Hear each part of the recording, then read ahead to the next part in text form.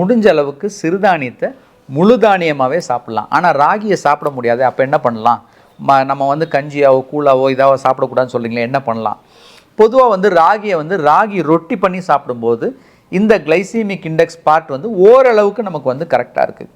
இல்லை ராகி தோசையாக நம்ம சாப்பிட்றோம் அப்படின்னா அது கூட நிச்சயமாக என்னதுங்க, ஒரு கப்பு புரோட்டீன், ஒரு கப்பு நமக்கு வந்து ஃபைபர் கண்டென்ட் உள்ள காய்கறிகள், இதை ரெண்டையும் நம்ம சேர்த்து சாப்பிடும் பொழுது நிச்சயமாக இந்த சர்க்கரை உயர்த்தும் திறன் அதிகமாகிறத ஓரளவுக்கு நம்மளால் கட்டுப்பாடு பண்ண முடியும்.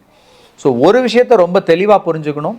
சிறுதானியத்தின் ராஜான்னு சொல்லக்கூடிய என்னதுங்க, ராகி மிக மிக ஊட்டச்சத்துள்ள உணவு.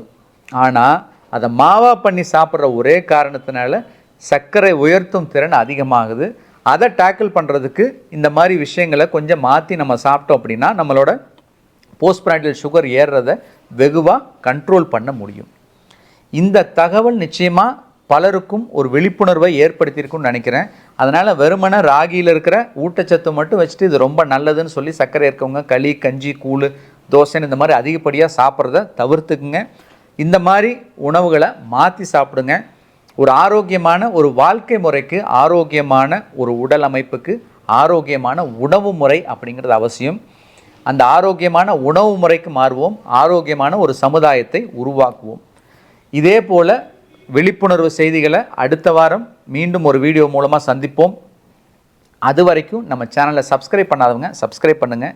இந்த வீடியோ பயனுள்ளதாக இருக்கும் அப்படின்னு நினச்சிங்கன்னா மற்றவங்களுக்கும் ஷேர் பண்ணுங்கள். நன்றி, வணக்கம்.